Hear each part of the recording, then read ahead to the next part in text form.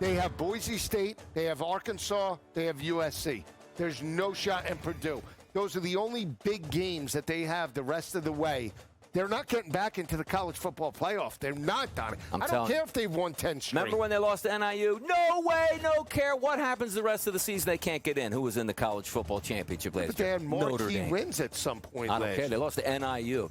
SportsGrid's College Football Today. I needed a mental break when the season was over. Because it's a lot. It's a lot. You get tired of training. But, man, I never get tired of playing golf. I love it. I mean, every course is different. Every day is different. And some days you're like, oh, I got this. I got it. Then you go out there and shoot a 95 the next day. I'm like, damn. The Smiley Show. Only on SportsGrid. I mean, I think so. You talk about how difficult it is to bring an expansion team into the league and have success in your first season. That's fairly unheard of. And not only have success, but they're in the playoffs. So I think she certainly deserves to win Coach of the Year. There's a lot of different candidates that could potentially, you could make a case for them. But I think just with this being an expansion team and how difficult that is. Betting above the rim. Only on SportsGrid. It was nice to see that even though they couldn't follow the same blueprint as last season or just the way that everyone thought their offense was going to run this year, Josh Jacobs struggled and Jordan Love stepped up. And if you're a Packer fan, that's what you were hoping to see, is that in the moments where you can't rely on the run, can the quarterback that you invested a lot of money into, now draft capital, putting weapons around him, rise to the occasion, and he did. Game time decisions. Only on SportsGrid.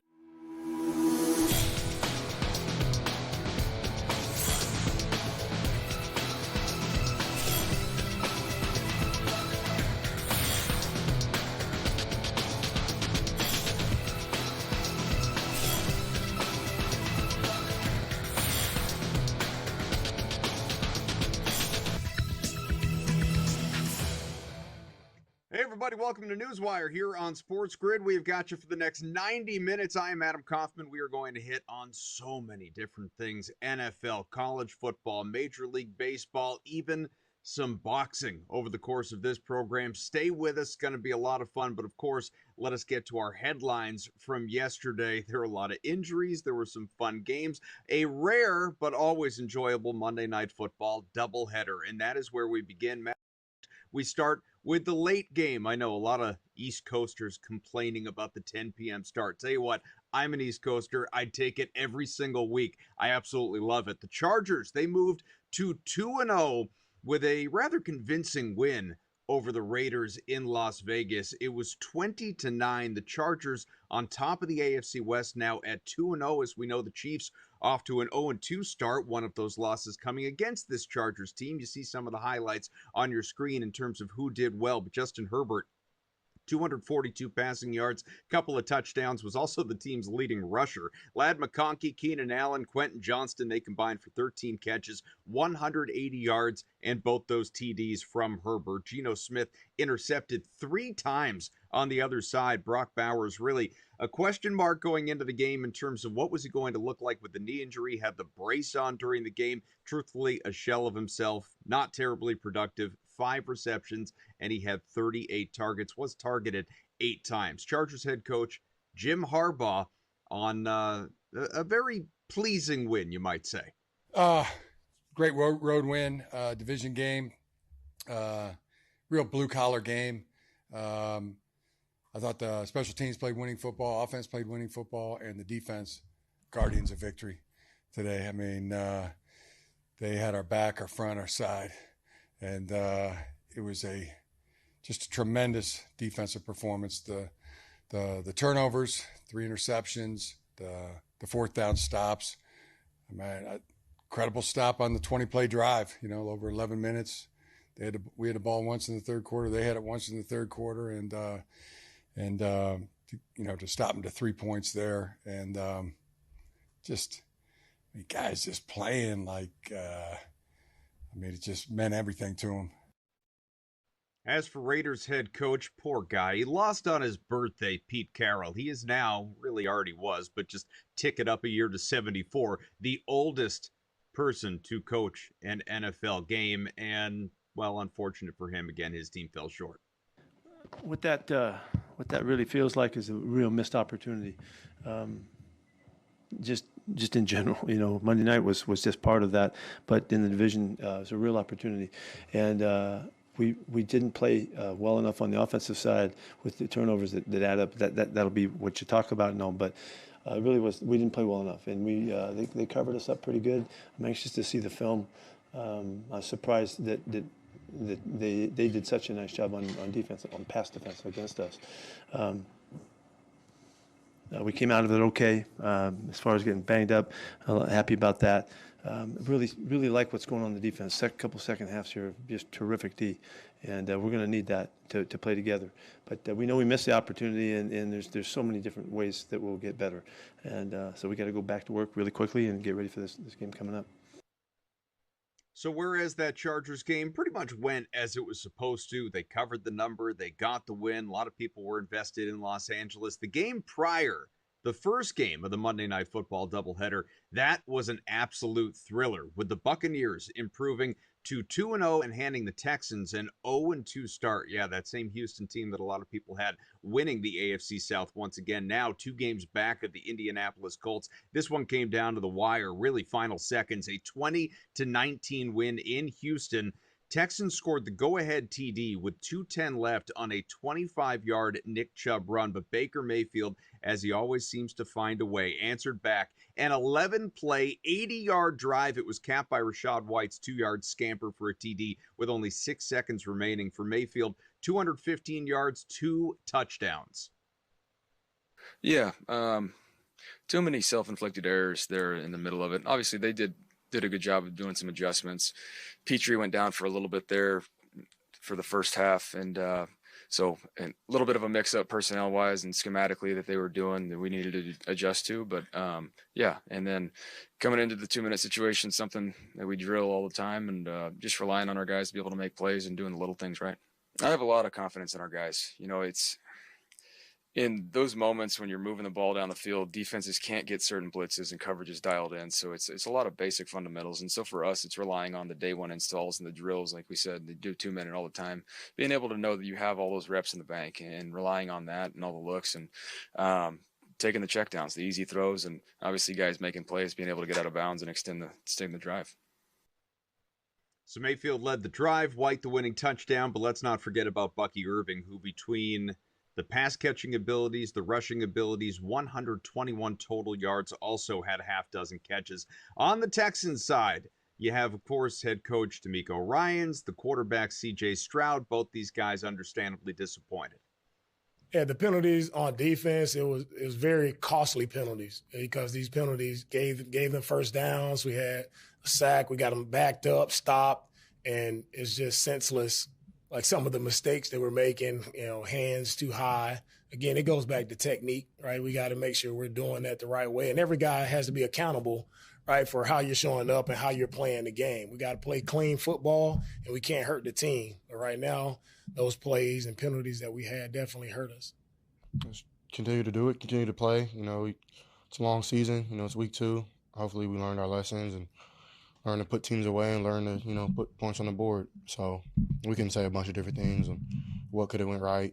But at the end of the day, it's about winning games, and those plays that are in between, those are the games. Those are the plays that you end up winning or losing on. So in my opinion, I think that's, what we got to get better at, is just making more plays and sustaining drives. Whole lot of quarterback injuries here only 2 weeks into the season. That is not limited to just some of the week 1 stuff. How about Jaden Daniels in Washington? He is maybe going to miss this weekend against the Raiders, those same Raiders we were just talking about. We'll see. He's dealing with a knee injury. There's actually a whole bunch of injuries of note for Dan Quinn's squad there, so he's got a lot on his plate in the coming days. Washington out to a 1-1 start, just like Vegas, of course. J.J. McCarthy He missed all of last season as a rookie in the NFL, as we know, after that preseason injury. So he sits out behind Sam Darnold. Finally, ready to go for this year. Had that dramatic, very entertaining win against the Bears in the season opener, destroyed in the second game, the Vikings, and now McCarthy is expected to miss 2 to 4 weeks. He is dealing with a high ankle sprains. That means veteran Carson Wentz is going to start for Minnesota. Wentz has started one game each of the last 2 seasons for the Chiefs and the Rams, a Pro Bowler, and even in the MVP race way back in 2017 with the Eagles, as we remember. Speaking of the QBs, we know Joe Burrow is not going to play for the foreseeable future, at least 3 months, it looks like, dealing with his turf toe surgery. And so Jake Browning obviously is slated in as the starter, but Cincinnati adding quarterbacks, Mike White and Sean Clifford, both to the practice squad, so we'll see if they wind up getting any reps at some point. Veteran linebacker Jadeveon Clowney is expected to make his Cowboys debut on Sunday. The 3-time Pro Bowler has really bounced around the league since 2018. This is his 7th team in that span, basically a new team every single year. Bears Pro Bowler cornerback Jalen Johnson, he made his season debut just this past weekend, and now he is out indefinitely with a groin injury, so not so great. We got a lot of college football, some Major League Baseball, so much coming up. Go nowhere. You're watching NewsWire here on SportsGrid.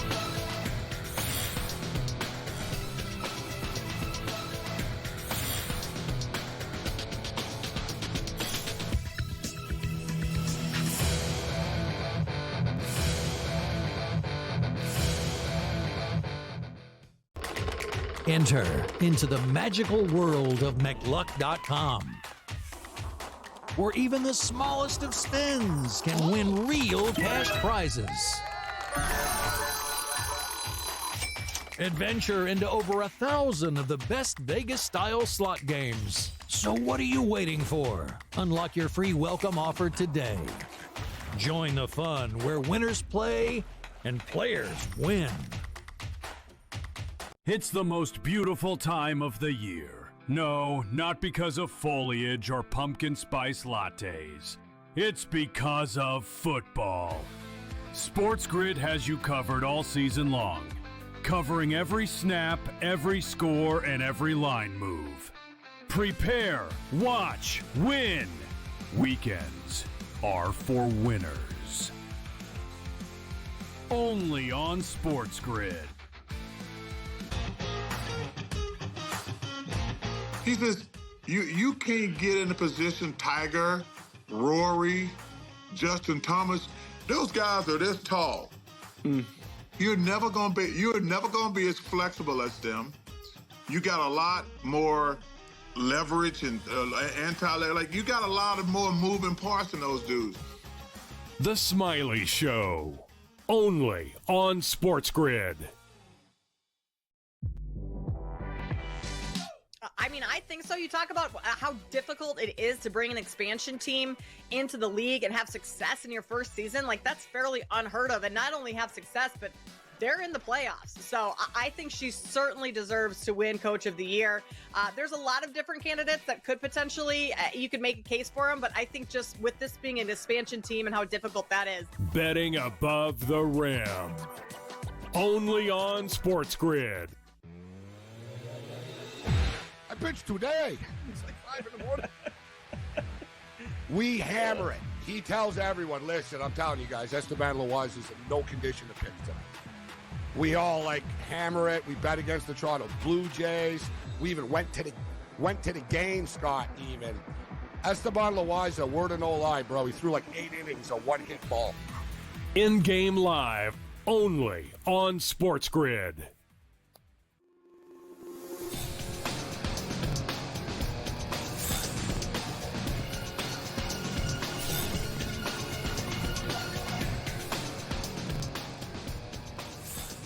We're back here on NewsWire. Adam Kaufman joined by our first guest, Bill Bender from Sporting News on Twitter at BillBender92. Bill, how you doing? Hey, I'm doing well. Thanks for having me on.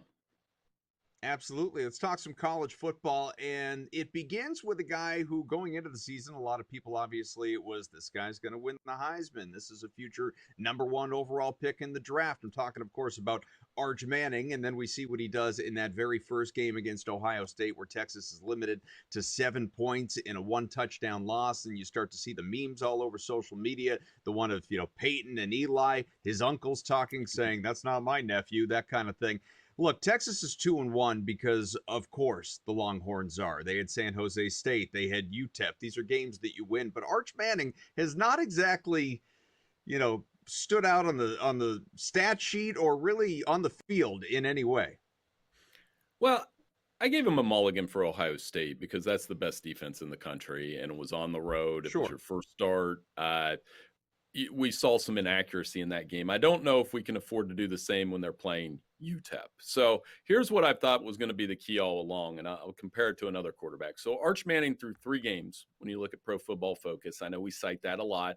7 of 21, 1 touchdown, 2 interceptions on passes between 10 and 19 yards. Basically the throws that NFL quarterbacks have to make. Anybody can throw deep, anybody can throw side to side, but can you pitch in that range? And then you look at Dylan Raiola, and I know the competition is different, but for Nebraska, 15 of 20, 319 yards, 4 touchdowns, no interceptions. And it took a year of starting for him to get there. So I think there needs to be some development. There also needs to be some patience. But if he comes out and struggles against Sam Houston, you're going to have to openly wonder where this team goes when they get into the SEC grind. As we start working our way through the upcoming weekend, we need to take a little bit of a look back. And Georgia Tech, certainly noteworthy for its 24-21 win over Clemson. Not a whole lot of people saw that coming. And, you see the tweet there, the "see you later." Haynes King in that game against Clemson, 20 of 28, 211 passing, 103 rushing for the quarterback, and a touchdown as well. What do you make of really Clemson in taking this loss, but also what we're seeing from Georgia Tech?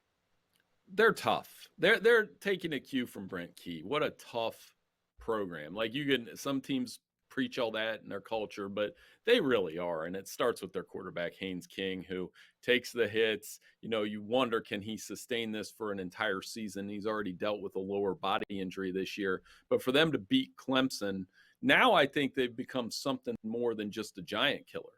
We've seen them beat Miami. Now comes the part where Vanderbilt, you could rope into this conversation as well. Both 20-point favorites this week, 20-plus points. Do they go out and cover those spreads? That's what I'm watching. Can you go out and take care of business after you've been praised all week? And some schools can handle that, and some schools can't. I mean, an example last week was Iowa State had a little bit of trouble shaking off Arkansas State on the road. A true national title, next-level team goes into that game and takes care of business. So we'll see if Tech and Vandy do that this week. Let's show the folks the latest AP Top 25 just to see where we stand, obviously, going into this new week. You see it right there. Ohio State, as you mentioned, led by that dynamic Matt Patricia defense in the top spot. Penn State, LSU, Miami there, Georgia to round out your top 5. Bulldogs, as we know, have won a couple of recent national championships. You look, I see Georgia Tech. I'm not necessarily seeing a whole lot of Tigers love there. So when it comes to Clemson, season odds in the ACC plus 600, 6-1 to make the college football playoff at plus 490 national championship is 70-1 plus 7,000. Are the Tigers cooked? I mean, you could still take a long shot, but I don't even know if it's Georgia Tech. I mean, right now the best team in the ACC to me is Miami. And they can go out and prove it over the next couple weeks. They got this Florida game. They come out and stomp Florida, beat Florida State in a couple weeks. That game, thank goodness, we finally have a Florida State-Miami game that's going to be awesome. For those of us 90s kids that gathered all their friends in the basement and watched that game every year when they were both in the top 5, I'm so excited that game's going to mean something. But I still like Miami. If you want to take a long shot on Clemson, you're banking on Cade Klubnik showing a little more efficiency. The defense continuing to play well. I'm wondering how much that LSU game really took out of them. And it still showed up 2 weeks later. And hopefully they can get their season on track. The primetime game that we watched on Saturday night between Texas A&M and Notre Dame was exhilarating. Just fun football. It was back and forth. As we know, A&M came away with a late win, 41-40 in that game. Mario Craver, 7 catches, 207 yards, a touchdown, a long of 86, of course, to inflate those numbers. But still, it was just a really fun game to watch. Maybe not if you're a Fighting Irish fan. What'd you take away from this one? Well, 0-2 and still ranked. And I think the defense allowing 280-plus passing yards per game and only 1 turnover. You're going to run into problems with that. Chris Ash is under a little bit of fire as a result. The guy that replaced Al Golden, and he was the key to that national championship run. That's something that could follow the Irish if they can't get back on track. As far as making the playoff run, it seems really like a long shot, knowing that USC is the only ranked team left on the schedule. They need the Trojans to keep winning if they want to have that hope. And he'd come out and look good against Purdue. And I think CJ Carr, it's kind of like this brings everything full circle. He's developing into that starting role. I thought he has played well so far, but it's going to take time. It takes time for NFL quarterbacks. Look at what we're saying about like J.J. McCarthy and C.J. Stroud. So, of course, it's going to take a little bit of time on the college level as well. There is only one team since 2022 that has at least 15 wins against ranked teams. Georgia. That's it. End of list. The Bulldogs, as we noted, top 5 in the AP. Again, the recent title wins that we have seen out of the Bulldogs of late, coming off the exciting overtime win over Tennessee, 44-41. Is this team going to be right there at the end once again? I think Kirby just proved that he knows how to coach in big games. Gunnar Stockton, they trust him. He looks a little bit like Stetson Bennett. There's some value here in a national championship contender, and I do think they're the best team in the SEC with a friendlier schedule. So, imagine how we'd be talking, though, if that field goal by Tennessee went in. We'd have a completely different conversation. It's a great point. Bill Bender again on Twitter. Bill Bender and the number 92 from Sporting News, a regular contributor here on NewsWire. Bill, we appreciate the time. Another fun weekend of college football is right around the corner.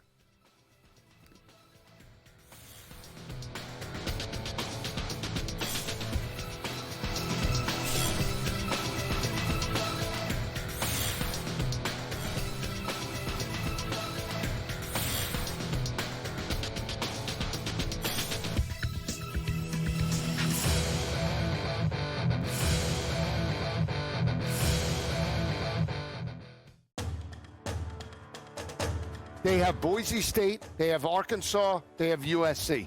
There's no shot in Purdue. Those are the only big games that they have the rest of the way. They're not getting back into the college football playoff. They're not, Donnie. I don't care if they've won 10 straight. Remember when they lost to NIU? No way, no care. What happens the rest of the season? They can't get in. Who was in the college football championship last year? But they had marquee wins at some point. I don't care. They lost to NIU. SportsGrid's College Football Today. I needed a mental break when the season was over. Because it's a lot. It's a lot. You get tired of training. But, man, I never get tired of playing golf. I love it. Every course is different. Every day is different.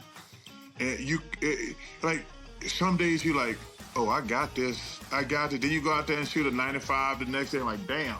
The Smiley Show. Only on SportsGrid. I think so. You talk about how difficult it is to bring an expansion team into the league and have success in your first season. That's fairly unheard of. And not only have success, but they're in the playoffs. So I think she certainly deserves to win Coach of the Year. There's a lot of different candidates that could potentially, you could make a case for them. But I think just with this being an expansion team and how difficult that is. Betting above the rim. Only on SportsGrid. It was nice to see that even though they couldn't follow the same blueprint as last season, or just the way that everyone thought their offense was going to run this year, Josh Jacobs struggled and Jordan Love stepped up. And if you're a Packer fan, that's what you were hoping to see, is that in the moments where you can't rely on the run, can the quarterback that you invested a lot of money into, now draft capital, putting weapons around him, rise to the occasion, and he did. Game time decisions. Only on SportsGrid.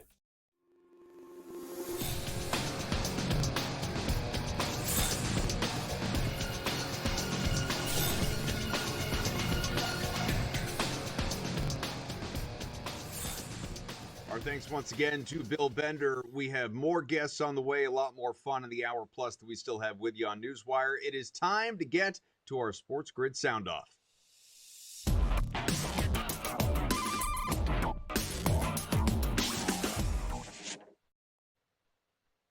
We are all college football focused here in this Sound Off, previewing a few of the bigger games coming up this weekend in the world of college football. And of course, we have once again a Florida battle in state, meaning Florida against Miami. And we know what Mario Cristobal and that team has been doing, the Hurricanes. It's been good watching so far. For Florida, it's been pretty up and down. You know, you go back multiple weeks, end of August, Florida taking care of LIU 55-0, no kidding. But South Florida upset Florida, and that was at Florida. Florida then falls to number 3 LSU, doubled up 20-10. So that's 2 straight losses and a very big test on the way here for Billy Napier's club, who says it's time to take a look in the mirror.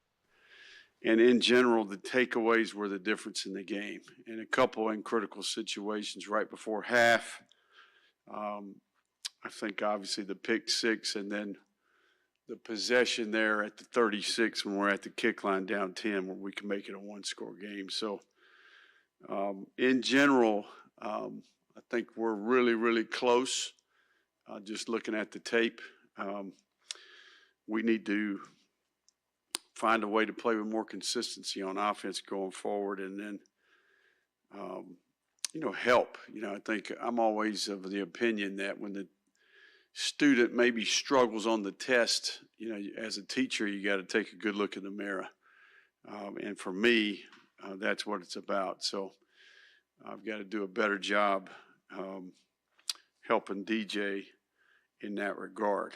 So, I do think that defensively, we have a very solid unit. I think we have the ability to create some advantages in the kicking game, and we got to just continue to evolve here as DJ gets more and more time and more work. So,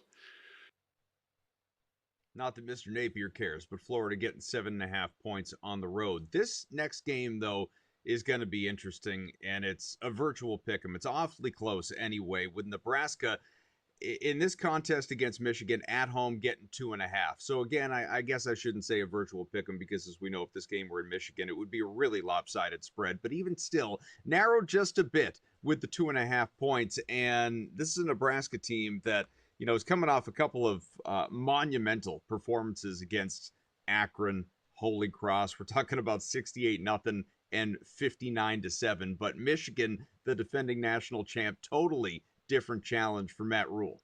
That, we turned to this week. Obviously, we've won 5 of our last 6. And so our guys are starting to understand the process. They're starting to understand going back into last year how to do things at a high level. They weren't giddy yesterday. They weren't happy about some of the things. There's some things we have to really improve upon. I'll make light of a couple. Obviously, our kickoffs right now it's in the kicking game. We can't keep kicking the ball out of bounds. When we do kick the ball, we had some good coverage, but that has to improve. Our goal to go offense inside the 10. We're 69% red zone touchdowns. Our goal is 70. 70 is we think a CFP number. Yet inside the 5 or 6 of our last 9, 3 of them we haven't scored. So the number should be through the roof right now. So we have to improve that. And then defensively, obviously, we're facing a team that's 15. I believe their rushing offense is 15th, and so they have a quarterback who's mobile, who can run. And so obviously that showed up in the first game. They will use tempo. They will use sugar huddle. So those are things that showed up in the first game we haven't seen in the last 2, but we'll have to be prepared for that. So a lot for us to work on. I love the way the guys have approached it. And now it begins. The Big Ten season begins, and we're excited for it. Top 20 matchup in the Hoosier State. Number 19, Indiana, playing host to number 9, Illinois, with Indiana, the home team, a 4.5-point favorite. Big challenge ahead for Kirk Cignetti. Well, first off, bigger picture, they're a really good football team. Got a lot of good players, a lot of veteran players. Coach Bielema does a great job, him and his staff, in all 3 phases, offense, defense, special teams. Veteran quarterback, has got arm talent, very accurate, can extend plays. He's won a bunch of games for Illinois. And that's the one thing about Illinois is they know what it takes. The success they had last year, return a good nucleus of guys, added some new ones. very much kind of like us, good core, returning that understands what it takes. So ought to be a great matchup, but impressed with Altmaier. I don't know about the side in that one, but over 52.5, just a lot of scoring. That feels pretty good. Expect to hear more about that game in the days to come here on NewsWire. We're going to step aside. 1 hour to go. When we come on back, Joe Pisapia, a regular here on the grid, is going to join us. We'll get into some baseball.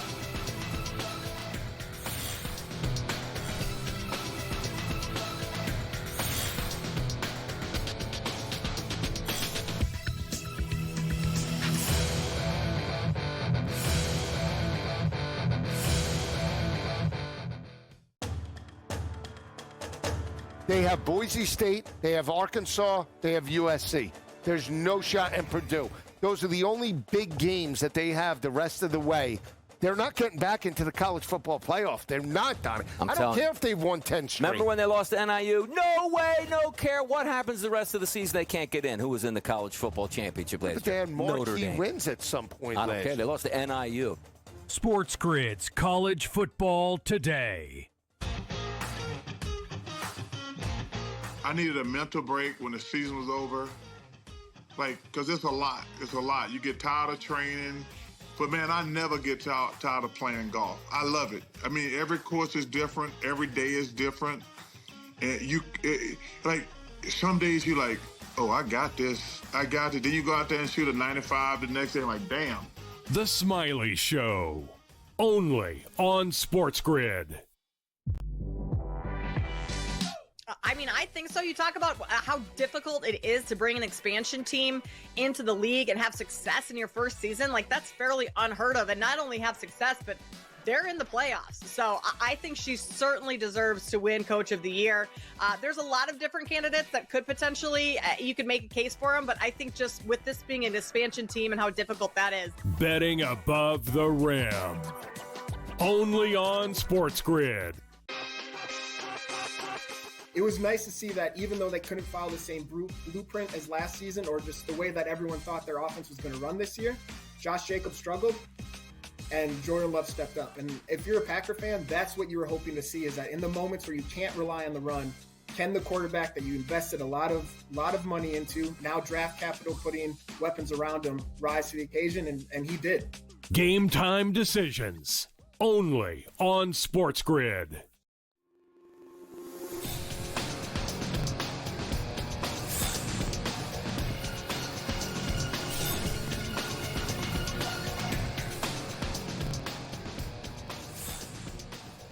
We're back on NewsWire. Pleased to welcome in someone that you are very familiar with from watching, listening to SportsGrid. Of course, comes your way on weekends frequently. A whole lot of fantasy talk round the clock, and that is Joe Pisapia from Betting Pros, Fantasy Pros. Joe, how are you? Oh, good to see you, Mr. Kaufman. A wonderful fill-in for Craig Mish and somebody with a much lighter energy. You know, Craig's very heavy sometimes, especially on a Tuesday. It's nice to have some light, airy energy with Adam Kaufman, and I think the audience agrees. I would like to record that, play it for my wife so that she knows that this is how people perceive me. Let's not push it too outside far, of the home. Yeah, that's right. All right, let's get into some week 2 winners from, the second week of fantasy here in the NFL, because it was a fun week. A lot of the chalk hit, obviously, but when it comes to sort of what we have in front of us as well, a lot of injuries to think about going forward. But right out of week 2, who stood out to you? Well, look, I think one of the biggest questions everybody had was, what's this Seattle backfield look like? And I warned everybody. I said, week 1, you have to kind of pump the brakes a little bit, because these running backs aren't up to their regular speed necessarily. They're still kind of ramping up. They haven't played full games yet. So sometimes you see a lot of split backfields, and sometimes in fantasy we can overreact to them. We did hear a lot about Charbonnet this offseason, how he's going to have a bigger role. So I think that combination was a bad feeling for a lot of people who had Ken Walker. Well, I think after this past week, we can push that aside. 13 carries for 105 yards and a touchdown. He also had 1 reception in that game. So he finished as RB5 on the day. A pretty good situation here for him. And then you have, this year's Sam Darnold, dare I say, in Daniel Jones, where things are really starting to cook right now for this Colts team. I think that Daniel Jones looks very comfortable. Shane Steichen's a good offensive mind. He got to the playoffs with Gardner Minshew a couple years ago. I think people forget that. So Daniel Jones' reclamation project is in full swing. Sure, sometimes it's better to be lucky than good. The Colts came away with a W there at the end, and a game they probably should not have won, but a W is a W. But from a fantasy perspective, he's got 3 rushing touchdowns. He's number 2 right now in fantasy points per game for the first 2 games. He's right behind only Lamar Jackson. Now, is that sustainable? Probably not. But at the same time, it has to be acknowledged that, especially in these single quarterback leagues where you've had a lot of injuries like Fields, Burrow, we might not have Jaden Daniels this week. Daniel Jones is floating on a lot of waiver wires and should be added. And of course, the Lions defense to bounce back. I talked about it all day on Sunday on the show. At home against Ben Johnson, they will bounce back and bounce back in a big way. Throw all your Lions out there. And if you did, chances are you had a pretty good day because those were the winners from week 2. Lions, 334 passing yards, obviously coming from Jared Goff. 5 passing touchdowns, 177 rushing yards, 2 rushing touchdowns. I'll be honest, I was one of the skeptics, obviously believing Detroit was going to win, but not necessarily knowing what we were going to get off of such a disappointing first game with a new offensive coordinator, and then going up against, as you said, Ben Johnson, who, if anyone outside that organization knows them inside and out, it's Ben Johnson. So would he find a way to slow down that offense, or the defense for that matter, take advantage of it? He didn't in any way, shape, or form. So it's like Super Bowl tickets, all that stuff for the Lions. The road is back on, obviously, for a lot of people out there. I am wondering, though, going forward, are the Lions, from a fantasy perspective, more like what we saw against Chicago or more like what we saw against Green Bay?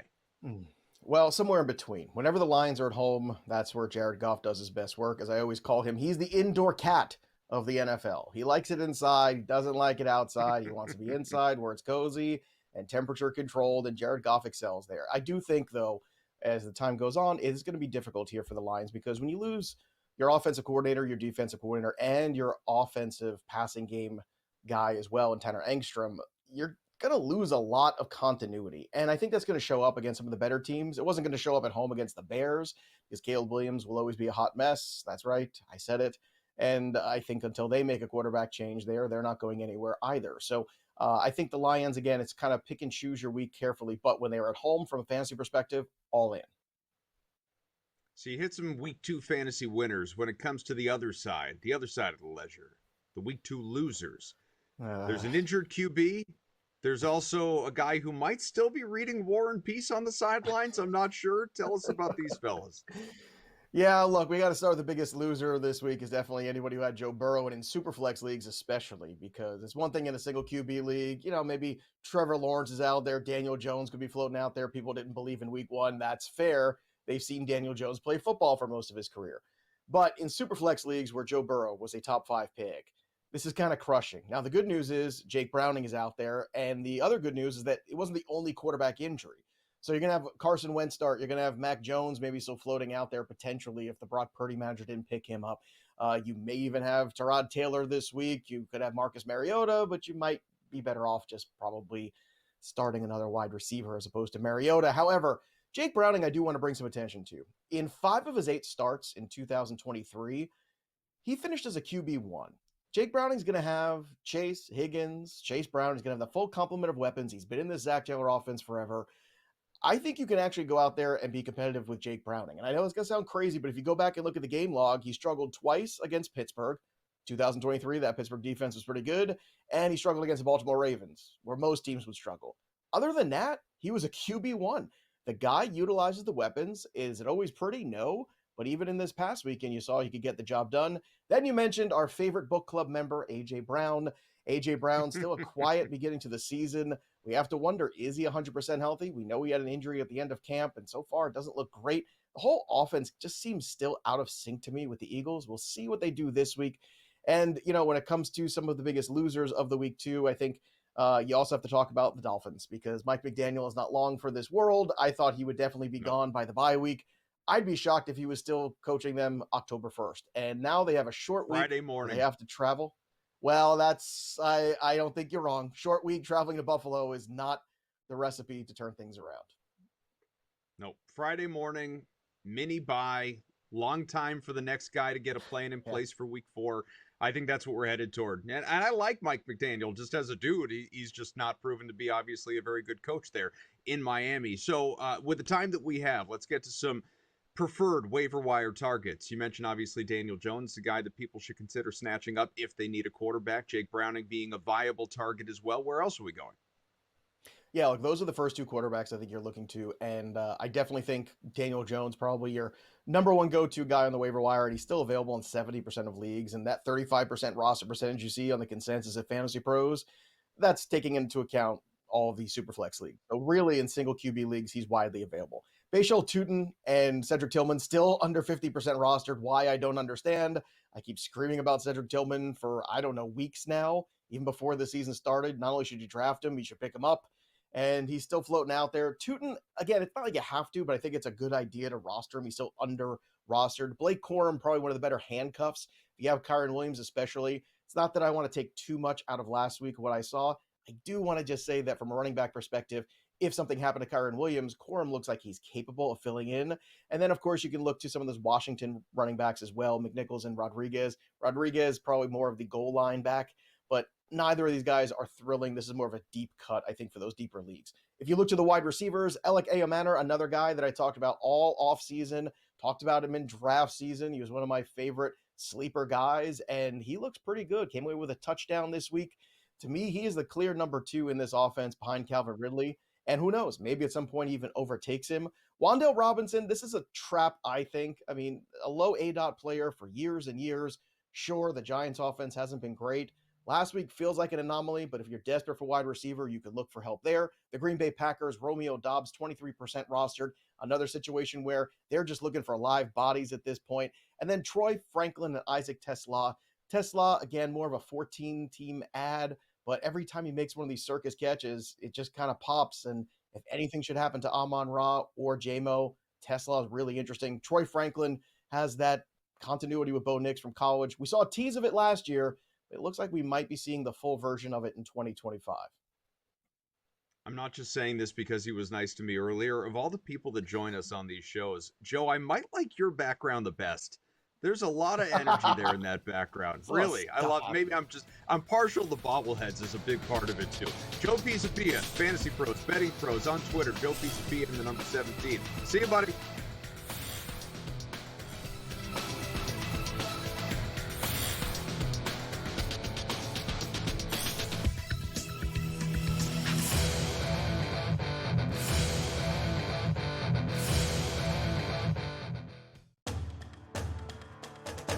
They have Boise State, they have Arkansas, they have USC.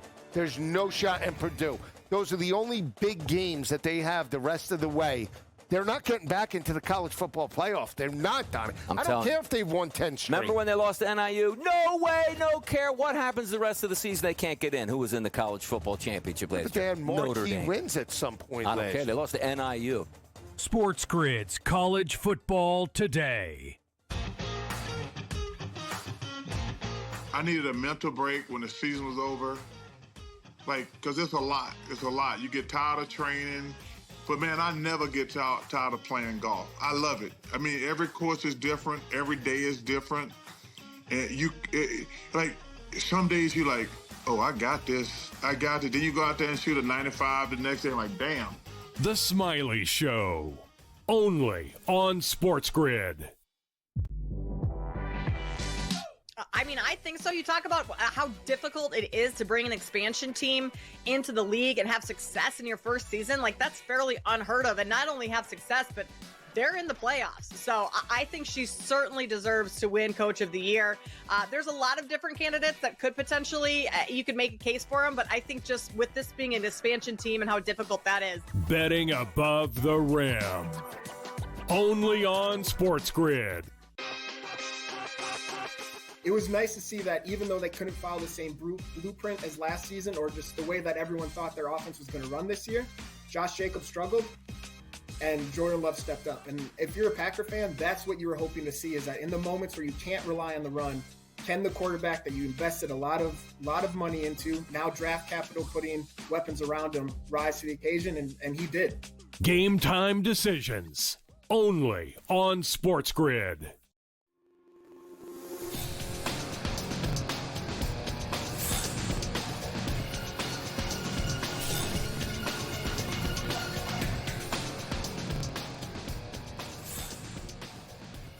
Thanks once again to Joe Pisapia. Let's keep the NFL conversation going, but go from fantasy to betting talk and reactions to what we saw last night, while also looking ahead to week 3. That's always fun, and it's never too early to do that. Tom Vecchio joins us, Tom_Vecchio and the number 1. Tom, you and I, we were chatting yesterday, and as far as just the sides that we liked, we both liked Tampa Bay on the money line at plus money. We both liked the Chargers to cover in that game against the Raiders, and I'm happy to say that we were both on the right side of both of those plays. But there's no question the more exciting game was the Buccaneers with that late comeback to steal that one from Houston, in Houston no less.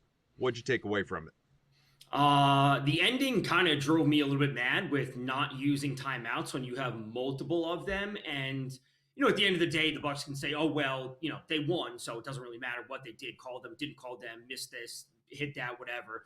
But when you are letting 10, 15, 20 seconds run off the clock, when you have multiple timeouts to spare, that's a coaching concerning thing. Like, it's bad, and yes, they won, but that's a thing of they need to fix that and remedy that moving forward, because 15 seconds is so much time when you could be running multiple plays inside the 5 or 10 yard line. Like that 15 seconds is 2 shots to the end zone when you have the clock stopped. So that's something that they need to fix. And this is something that, Tampa's had an issue with for multiple years at this point. So it's good to see that. Baker continues to get banged up every other game, apparently. They have good depth. The offensive line is a massive issue for the Bucs, as they're already down players to begin with. Obviously, Wirfs is on his way back, but all good stuff from Tampa when it's all said and done.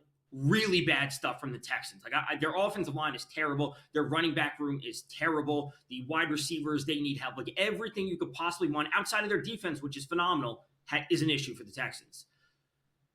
More on the Texans in a second. First, more on Baker Mayfield and the Bucs, because I don't know. I just feel like we don't give Baker Mayfield his due when you consider everything. Most passing touchdowns in the NFL since joining the Bucs. The most passing touchdowns in the fourth quarter in the league since joining the Bucs. He has a dozen fourth quarter comebacks now in his career. It's not too long ago that this guy was a journeyman kind of bouncing around before he landed in this perfect situation. The Liam Cohen offense, when he was still there, got paid, and now he's got an assortment of weapons. Mike Evans, soon enough Chris Godwin.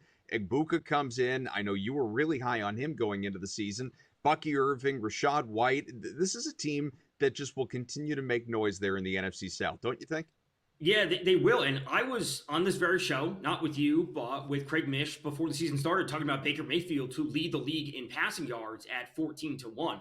So I've always been a believer in him. And the fact that he continues to get it done when we're seeing hing have a literal new offensive coordinator basically every year is really, really impressive. And I also said that at a certain point, we're going to see the Bucs get healthier. Like Chris Godwin is going to come back. Jalen McMillan is going to come back. So that's not something every team can say where weeks 5 through 10, they're actually going to be getting healthier. So I've always liked Mayfield. Yeah, he has some issues with the injuries and kind of throwing himself around. A little bit of Josh Allen in him, if you will. But I like the upside that they bring. Buccaneers currently, of course, at 2-0, have a live win total of 10.5 to win the South, -180. No surprise. To win the conference, 11-1, the Super Bowl 22-1. But you mentioned C.J. Stroud. Again, poor offensive line. No Laramie Tunsil in front of him. Obviously, it does make a difference there. But this Texans team, it's not just Stroud, man. And this team is 0-2.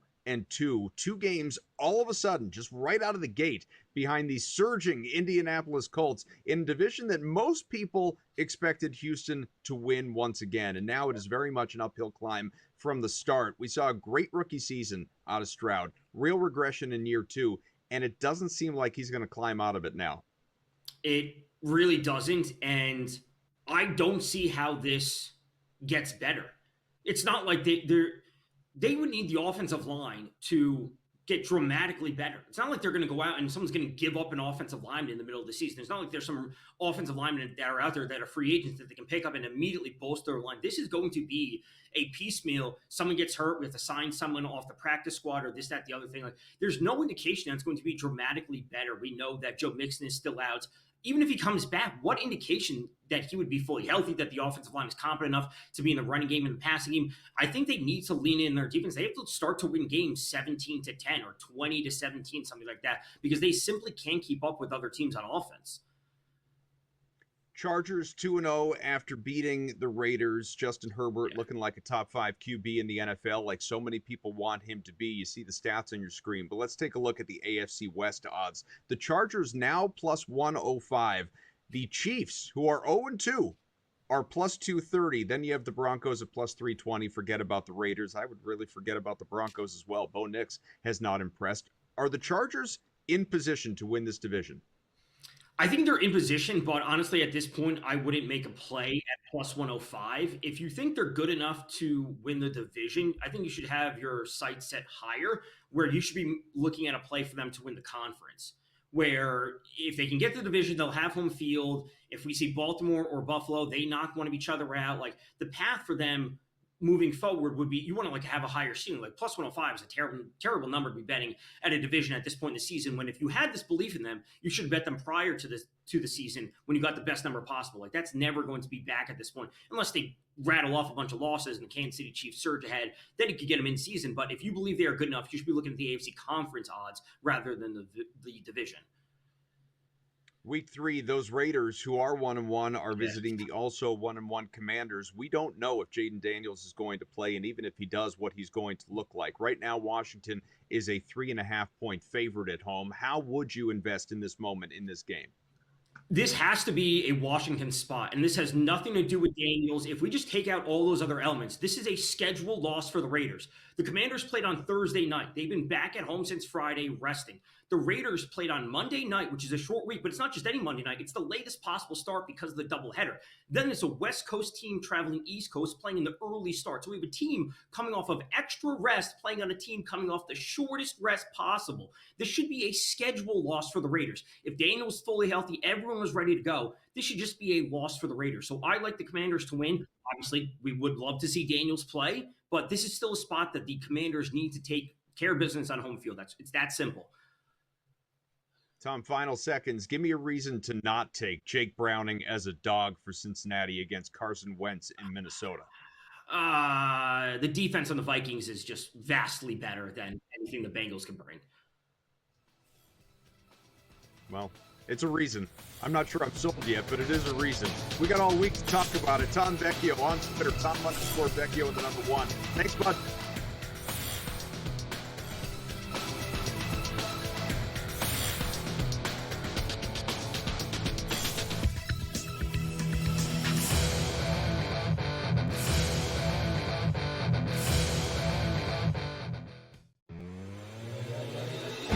I pitched today.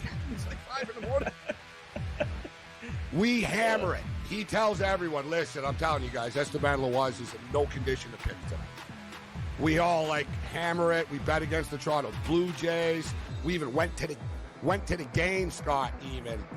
Esteban Loaiza, word of no lie, bro. He threw 8 innings, a one-hit ball.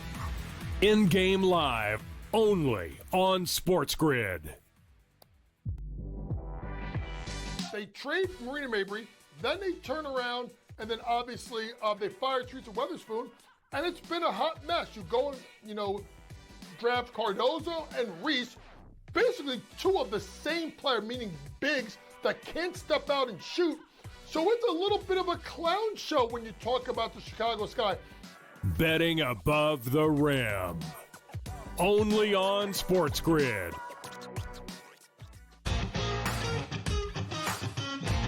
He says, you can't get in a position, Tiger, Rory, Justin Thomas, those guys are this tall. You're never gonna be as flexible as them. You got a lot more leverage and you got a lot of more moving parts than those dudes. The Smiley Show. Only on SportsGrid.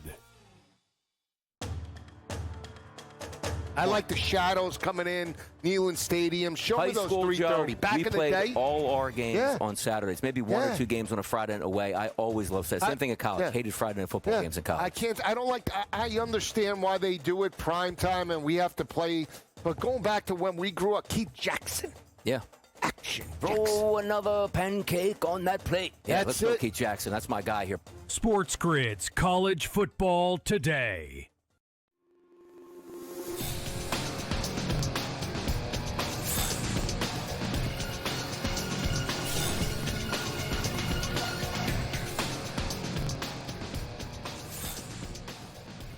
Our thanks once again to Tom Vecchio. We still have a half hour plus to go. And as we like to do here to close out the opening hour of the program, tell you about our good friends over with Front Office Sports. That show, of course, available to you right here on SportsGrid, 6:30 weeknights. An event live on X today where you will have an opportunity to hear from leaders in the sports media space. Let's get a preview.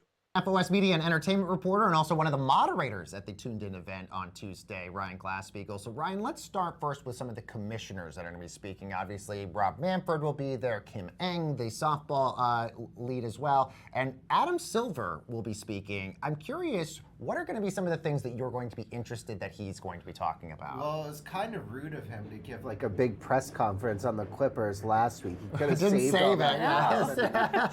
Geez, Adam, like throw us a freaking bone. Yeah. But no, yeah, the situation with the Clippers is front and center of everybody's mind, and I'm sure that he's going to be like, okay, well, there's an investigation, okay, but like still, I think that there will be some morsel of news that comes out of that, and then we want to know if and when the NBA is going to expand. I'd be interested to know, I don't know if we're going to ask this or not, but I'd be interested to know what he thinks about this rumors that LeBron and Maverick Carter are gearing up to start a competing league. And then, the WNBA collective bargaining agreement is about to be up when these playoffs are up. And so there's no shortage of things to talk about with him. Yeah, on the media side, lots of options as well. So we're going to have ESPN chairman Jimmy Pitaro, as well as Fox Sports CEO in Eric Shanks. Which now we've been correct. As you get to be on that conversation with Eric Shanks, and you talked through ratings. We've had so much conversation around media deals. What are you most looking forward to getting insight on? I'm interested with Fox specifically on how they handle the logistics for the World Cup. I know that seems like it's forever away, but think back 8 months ago, that was the new year. We're about that far away from the World Cup. It's going to come up before we know it. And they've got about over 100 games in 16 different cities in 3 countries in 5 weeks. During the group stage, they're going to have over 70 games in 3 weeks. How are they going to handle the announcers, the cameras, the trucks? There's just so much things to keep track of. And by the way, security with this fraught political environment that we're in.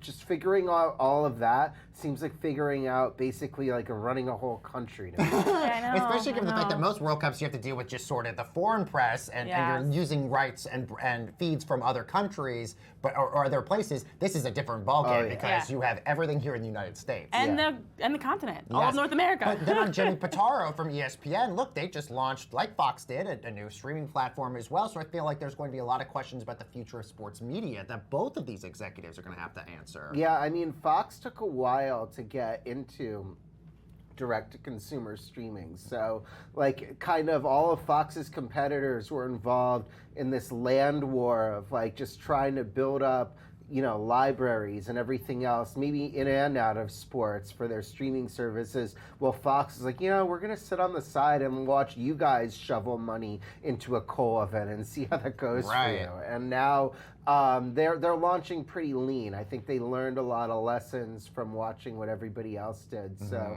it's definitely going to be interesting to talk about that. Yeah, and some names we've been watching a lot throughout media are going to be there as well. And Noah and Ian Eagle. I know Baker's sitting down with Stephen A. Smith and Clay Travis. I've got Maria Taylor. We've got a lot of Greg Olson, a lot of media personalities in attendance as well. What insight can they bring to Tuned In that we're most excited for? I feel like the Olsen stuff will be really interesting because I still feel like he's reflective and chatting a lot about being basically, taking a backseat to Tom Brady as the second in command. Yeah, I mean, absolutely. And every time he gets interviewed, he gets asked about that. And to his credit, he answers it honestly. He's like, yeah, I want to be a top guy.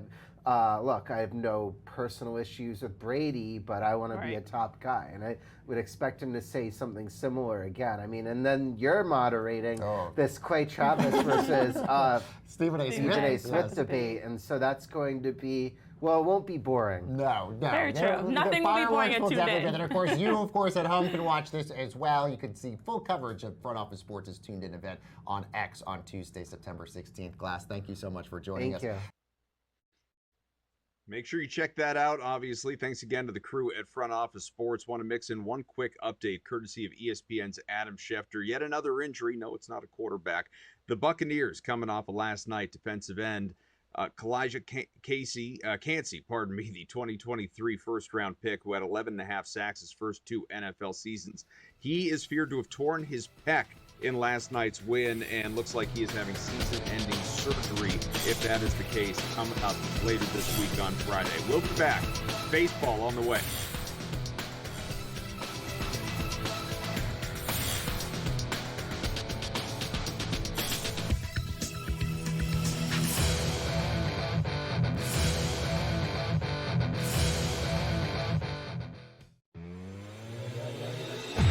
Pitch today.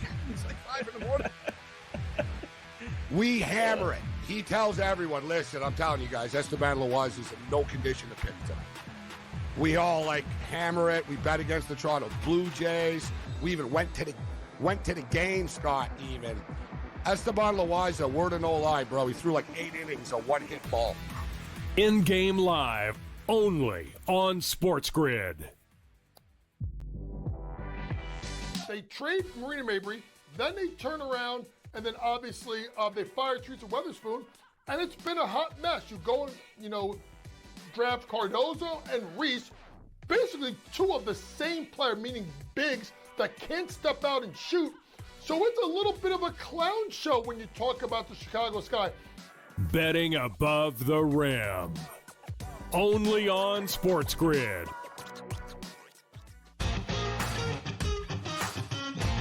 He says, you can't get in a position, Tiger, Rory, Justin Thomas, those guys are this tall. You're never gonna be as flexible as them. You got a lot more leverage and you got a lot of more moving parts than those dudes. The Smiley Show. Only on SportsGrid.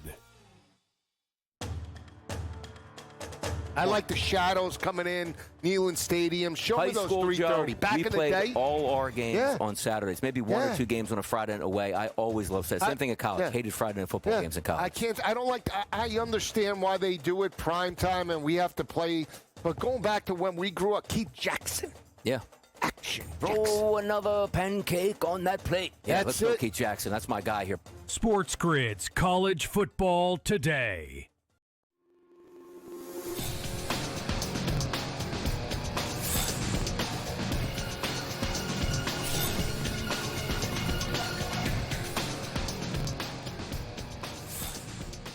Back with you, Adam Kaufman on NewsWire, and we have Jack McMullen here with us from Just Baseball. Get him on Twitter at Jack_McMullen, the number 11. We got a fun day of baseball in front of us, most of it at night, but there is a doubleheader involving the Braves starting up to begin the day right about now, as a matter of fact. Jack, how are you?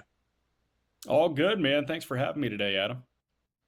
Of course. Well, I mentioned the Braves. Let's talk about the National League East while you're here to start things off. And I know you do some work with the Marlins. Maybe we'll mix them in as well. But, of course, they are not the exciting team in that division. There's one that's fighting for its playoff life. There's another last night with a win, a rather, I don't know, you might say sweaty one, depending on how you invested in it. Win in L.A. against the Dodgers, the Philadelphia Phillies clinching a division once again. So what do you make of what we're seeing in that division, in particular the Phillies? We begin with them. No Zach Wheeler, as we know. So how far can this team go? Honestly, I think they can run through the tape. I think they can do the whole darn thing, even without a Zach Wheeler. And I say that because they have a legitimate frontline starter in Christopher Sanchez, a guy that should get mid-ballot Cy Young Award votes. Ranger Suarez is a tried-and-true postseason performer. Jesus Luzardo, high-octane left-hander. And then you've got Walker Buehler, who looked really good in his first start in a Philadelphia Phillies uniform. He went 5 innings, a 1-run ball. That bullpen is really good. Dave Dombrowski, the president of baseball operations over there, he did a great job. Jose Alvarado, their closer, was suspended for the use of performance-enhancing drugs earlier this year. Now, that was an 80-game suspension. He is back, but that also deems him ineligible for postseason play, so he cannot pitch in the playoffs. So what do they do at the deadline? They go get Yohan Duran from Minnesota, and that guy is a top 5 closer in all of Major League Baseball. So I feel like they plugged up every single hole they might have had. That lineup is amazing, 1 through 9. You're getting Turner back. You're getting Bohm back as well. I feel really good about what Philadelphia can do. And it really does feel like they should be one of the 2, 3, 4 World Series favorites. Let's stay in the National League East, and I'll mention, by the way, the Phillies plus 270 to win the league, to win the pennant, and of course to win the World Series plus 550. But the Mets, when a team over the course of, let's say, 10 games goes 4-6, 5-5, 6-4, they're in that sort of bucket of mediocrity. The Mets are limping to the finish here. They have lost now 8 of 9, as they've obviously fallen well behind the Phillies. We know that Philadelphia, like I said, has clinched the division. The Mets, they're still hanging on when it comes to the wild card chase. Right now, it's the Cubs by a wide margin. The Padres still comfortable, 5 games on top of the Mets. Then you have New York in that final playoff spot in the National League, but only a game and a half ahead of Arizona, 2 games in front of both Cincinnati and San Francisco. So this thing far from determined from the Mets. How does New York right the ship here? Honestly, your guess is as good as mine here. I guess get hot offensively, and you hope Soto can get to 40-40, and you hope Lindor can be amazing, and Alonso can hit a couple more walk-off homers, but it really feels like it relies on the bats and the front third of that lineup in Lindor, Soto, Alonso. You want Nimmo and Vientos contributing as well, but I look at the starting rotation, and I have so many questions. They gave Sean Manaea a $75 million deal this offseason. Sean Manaea is in their bullpen. Another $75 million pitcher is in AAA right now in Kodai Senga. Clay Holmes, how do you use him in October? Is he in the bullpen? It is amazing to see. And then David Peterson, I know he was an all-star this year, but he also doesn't feel overwhelmingly comfortable if you were to give him the ball in a DS matchup or in a wild card matchup. There is a world, and I know that Jonah Tong was not great his last time out. There is a world where they can run out 3 postseason starters of Nolan McLean, a rookie. He's got about 5 starts underneath his belt. Jonah Tong, a rookie who's got 2-3 starts underneath his belt. And then Brandon Sproat, who's got 2 starts under his belt. So you've got all these rookies that are going to play a humongous part, not just in your bullpen, like in the starting rotation. It's a really scary area right now. And I guess Mets fans are just hoping that they can get hot offensively, and the rookies are good enough on the hill for the final 2 weeks to really thrust them into the postseason. But who's to say that is going to be the case here? I have no idea. They should be as nervous as really any team on the inside looking out right now. Well, and digging deeper, 4 games left, or 4 series left, I should say, in the Mets season. So a dozen games, and you look at it, you have the Padres, who has highlighted, good team, playoff team. Nationals, bad team, but a team that's actually playing pretty well right now, despite where it sits in the standings. The Cubs, good team. Again, your Marlins, probably in that company of mediocrity, but even still, when you're talking about 12 games left and where they are right now in the wild card standings, I mean, realistically, how many do they need to win to hang on to this playoff spot? 8? I think a lot of people are saying, does 7-5 get you in? My answer is a resounding no. 8 feels okay, 9 feels good. And that's crazy to say, but you've got a lot of teams that are getting hot and starting to clip at their heels. San Francisco, Arizona. It's not just the Mets against the Cincinnati Reds anymore. You've got a couple of teams in the NL West that are really fighting right now. And obviously the Mets are hoping that they can take care of business against San Diego, but San Diego's a darn good team, and San Diego is still playing for something as well. They're playing for postseason positioning. So I am curious to see how all of this shakes out. The division that I'm watching as it pertains to the New York Mets, it's not the Reds, it's not the Central, it's the National League West, because you have 3 teams there that play a massive, massive role in what you would have to say about this season. And the Marlins, I'm sure they would love to play spoiler at the tail end. Obviously, Mets fans remember it well in 07 and 08. The Marlins played spoiler as well as anybody in the history of that franchise in recent memory.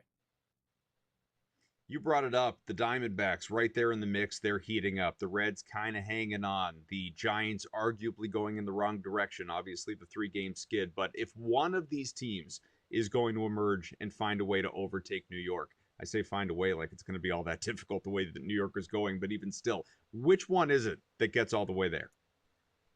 I like to think San Francisco, because they have one of the best pitchers in baseball in Logan Webb, and they also have so many improvements within that lineup that it makes a lot of sense to me that they could be the one to do it.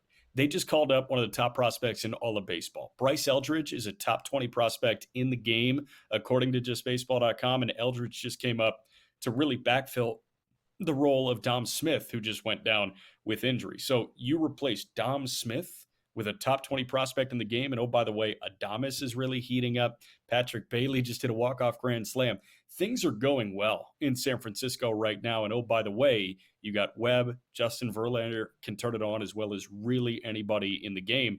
And then that bullpen is figuring out a way to do this. It's fascinating to me, man. So San Francisco is the team, and then do not sleep on Arizona. Zach Gallen was phenomenal last night. They're pesky. Offensively, they have enough still. So those are the two teams that I look at and say, you're really going to push the New York Mets, aren't you? We'll do some more on the American League East after our break, but let's start the conversation here when it comes to the wild card standings, because there aren't as many teams. It's not as jam-packed as the NL, but still there's a fight, again, with 10, 12 games left in the season, depending on the team here. The Yankees, I think, have distanced themselves enough that you don't really worry about them. But then the Red Sox, the Astros, these two teams are effectively even in the second and third spots. Then you got a gap. 3 games out of a position right now are both the Guardians and the Rangers.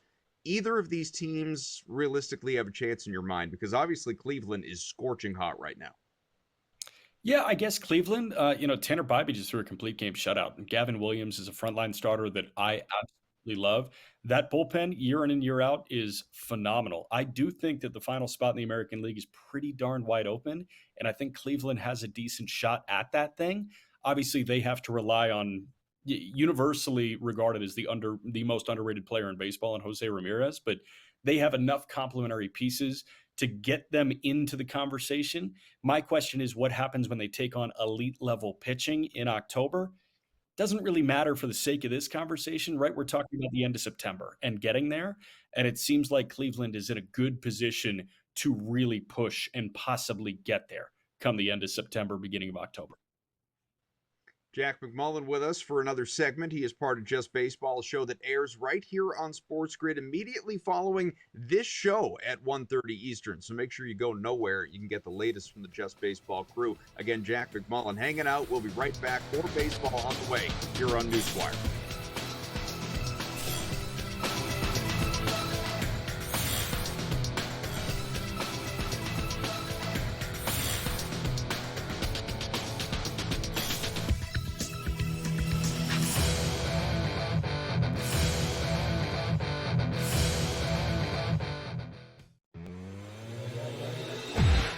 Today. It's like 5 in the morning. We hammer it. He tells everyone, listen, I'm telling you guys, Esteban Loaiza is in no condition to pitch tonight. We all hammer it. We bet against the Toronto Blue Jays. We even went to the game, Scott, even. Esteban Loaiza, word of no lie, bro. He threw 8 innings, a one-hit ball. In-game live, only on SportsGrid.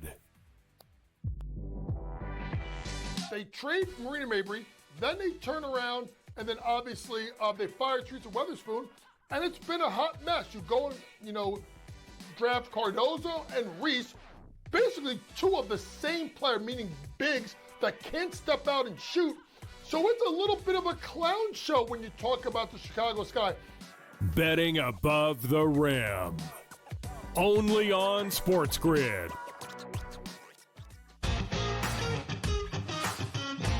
He says, you can't get in a position, Tiger, Rory, Justin Thomas, those guys are this tall. You're never gonna be as flexible as them. You got a lot more leverage and you got a lot of more moving parts than those dudes. The Smiley Show. Only on SportsGrid.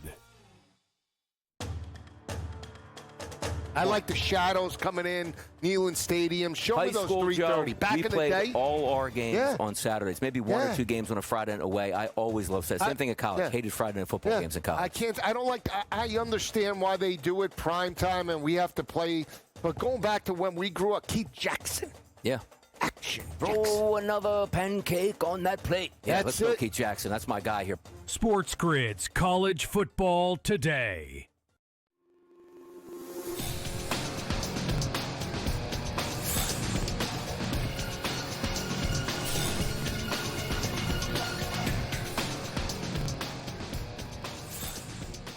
Jack McMullen with us, Jack_McMullen, the number 11 on Twitter, or X if you prefer, but I'm too old for that. It's still Twitter. We're talking baseball. He's part of the Just Baseball crew, sort of going round and round. Of course, teams trying to win their respective divisions, get into the wild card races, just interesting things that we have in front of us over the course of less than 2 weeks before the playoffs get here, obviously, Jack. I mentioned we were going to talk about the American League East some, and granted, I have a Boston bias, but I just find it to be an interesting conversation in general because you have a Blue Jays team that, candidly, I never really took seriously, that has obviously only gotten better and pulled away and, barring a true collapse, is going to win that division. And then you have a Yankees team that just took 2 of 3 at Fenway from the Red Sox. The Sox do face the Blue Jays again before the season's up, so there's an opportunity to kind of tighten that up a little bit.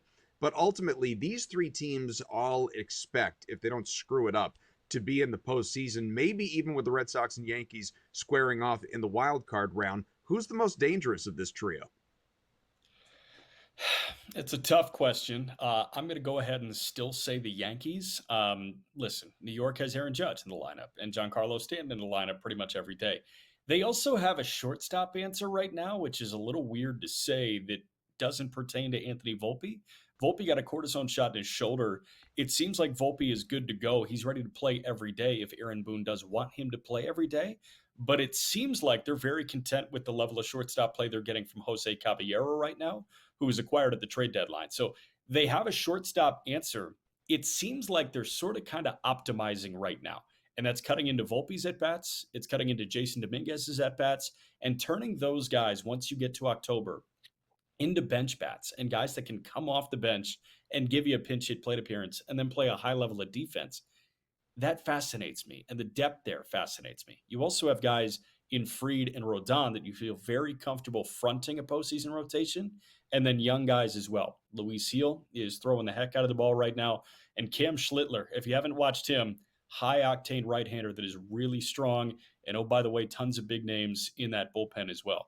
I love Boston. I love what they can do in terms of the rotation. I think Bayo is amazing right now. Giolito has been throwing the ball exceptionally well. And oh, by the way, you got that Crochet horse leading the charge.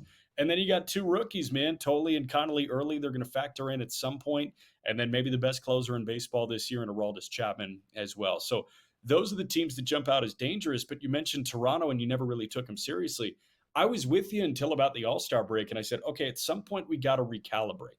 The thing that I'm watching out for with Toronto is Bo Bichette's health. Bichette left a couple days ago with a knee sprain. It was a knee-on-knee collision with Austin Wells during Blue Jays-Yankees. He's on the IL right now. Bichette leads all of Major League Baseball in base hits. He's 3rd, I think, at batting average. He's hitting .311, Bo Bichette. He needs to be healthy for Toronto to make a legitimate run. I understand that they've done some good stuff rotation-wise. Trey Savage just made his Major League debut last night in Tampa for Toronto. He looked phenomenal, but at the end of the day, man, it all comes down to stars in October. They've got Vladdy. They need Bo Bichette in the fold. We spent a lot of time talking about Dodgers and, Padres, and obviously what does this look like there in the National League West competing to try and win this division 2-game gap. There's no tighter race, obviously, than what's happening in the American League West between Seattle, who's scorching hot, wins in 9 of 10, and the Astros, who, as we talked about before a little bit with relation to the wild card standings, they're only a half game back. So you tell me, is Houston a wild card team or is it a division winner? That's a great question. And I wish I had an answer for you, Adam. I would like to say that they are a division winner, but I just don't believe it right now. With the way that Seattle is playing baseball, you do not want to run into the Seattle Mariners at T-Mobile Park. And then Houston, they're kind of on a slip and slide right now. When you do get into a postseason series, I think I like Houston a little bit more. But in terms of finishing the regular season strong, it feels like Seattle is in a heck of a spot to win the American League West. So honestly, on September 16th, as we talk at 1:18 Eastern, I personally have Seattle winning the American League West. Well, maybe Seattle's the answer to this question as well. Again, the 9 straight wins. But as you look either league, your preference, you can give me one from each if you want. But Who's the team? We do this all the time in different sports. NFL, obviously March Madness, bubble teams, that sort of thing. When it comes to baseball, who's the team to you that it's just get in the dance and then watch out? This is a team that is just scary, and maybe if it's one of these that's already been chasing a division, chasing a wild card spot, that hasn't been able to, be like the Tigers or Brewers, like rest on its laurels for so long that it's been playing playoff intensity games for 2 weeks already. That can have an adverse effect as well. You kind of run out of gas, but there's a readiness component to it as well. So who's the scary club? Yeah, the scary club for me in the American League is Seattle. You nailed it there. Like, just get in the dance and see what your pitching can do and see how many homers Cal Raleigh can hit and see what Julio Rodriguez can do. And, oh, by the way, they've got that Randy Arozarena guy who levels up tenfold once you get into October. Randy Arozarena, the outfielder for the Mariners, has been one of the best postseason performers over the last half decade in Major League Baseball. That lineup is constructed for October because all you need is to clip 2-3 long balls, and Raleigh can hit 2 of the 3 at any point. That's my American League pick. In terms of my National League pick, honestly, I know it seems pretty chalky. You don't want to run into the Dodgers. And the Dodgers, I think a lot of people have been quick to identify flaws in them this year because everyone wanted to say, oh, it is without a doubt the Dodgers' season to lose. It is the Dodgers versus the field. They got even better. They signed Roki Sasaki to an international free agent contract. But at the end of the day, they're never really at full health until right now. I know the bullpen has shown some blips, but Glasnow has thrown the ball very well. Blake Snell has thrown the ball very well. And oh, by the way, Roki Sasaki was hitting 100 miles an hour in his last rehab start. The way they can mix and match, I'm terrified of the Dodgers on that side. If you want an edgier pick, I guess it would be Milwaukee, but they also have the most wins in baseball. Give me the Dodgers and the Mariners for that answer. Mariners 10-1, where I'm looking. The Brewers 7-1, Dodgers at plus 440. Understandably, the favorite. The Phillies come in as the second team at plus 550. Tell you what, though, for all the conversation that was had preseason about the Dodgers and expectations and how do we play the win total, if you went under those 104.5 or whatever it was, talk about sweat-free. Cash that a million years ago, it feels like. Jack McMullen, part of the Just Baseball crew, thanks so much. Appreciate you.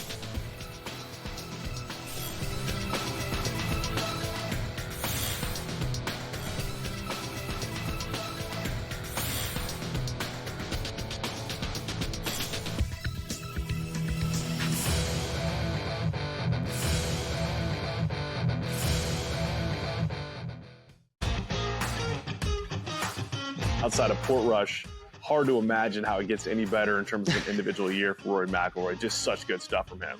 Oh, totally.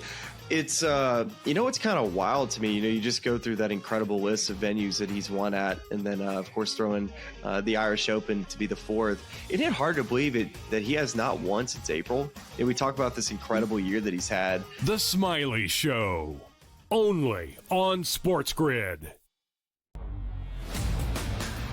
Who wants to go to Chicago in February for a Super Bowl? Hey, the NFL can host outdoor parties on Lake Michigan. Stop the madness at this point. But now I take a look at the Denver Broncos. Always fun in the Mile High City. Why? Because what a home field advantage. It's at elevation. It's going to be cold. It might snow, and Denver's going to have that advantage. You know what Denver goes? We're going to build a world-class facility that's going to be a dome. The Early Line, only on SportsGrid. It's the most beautiful time of the year. No, not because of foliage or pumpkin spice lattes. It's because of football. SportsGrid has you covered all season long, covering every snap, every score, and every line move. Prepare, watch, win.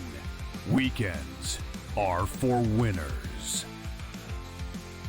Only on SportsGrid. The sharpest football contest show in the land, the Las Vegas Football Contest Show, focuses on Circus Sports Million, Circus Survivor, and the Westgate Super Contest, handicapping the games and releasing our contest picks every week of the season. With 2 former Super Contest winners, Brady Cannon and James Salinas, a former NFL player, Mike Pritchard, and over $1 million in contest prize money won combined, the Las Vegas Football Contest Show will have you prepared this season like none other.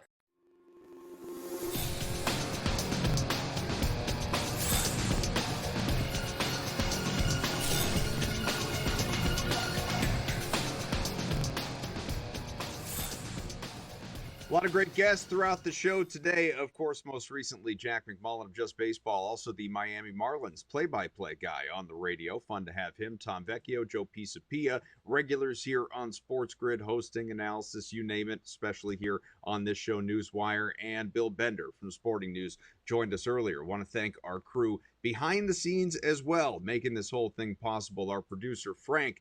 We had Luke, our director, executive producer, John, Anthony on graphics. Thanks to all of those guys. Been a lot of fun in for Craig Mish today. You'll have him back tomorrow, so you can look forward to that. Although maybe Joe's not with that energy comment. We'll see. And start something here on the grid. It is time for our Sports Grid Last Licks.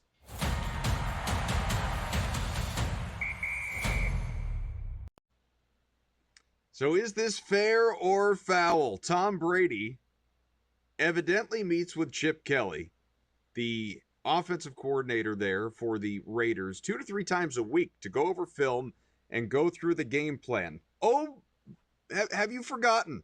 Brady is calling a game for Fox as well. He's an analyst. He's traveling. He's in production meetings. He's in facilities. He's talking to coaches, players. You think maybe he's given his organization where he has minority ownership, the Las Vegas Raiders, a little bit of a leg up. He's gathering as much information as humanly possible and helping his teams, his coordinators, all of it. Well, people have, created a bit of a stink about this, and the league has weighed in today during this show. As a matter of fact, according to Adam Schefter, the NFL announced Tom Brady, a minority owner, of course, with the Raiders and a broadcaster for Fox, is, quote, prohibited from going to a team facility for practices or production meetings, but he is allowed to sit in the coach's booth, according to the league. There is no issue, evidently, with that at all.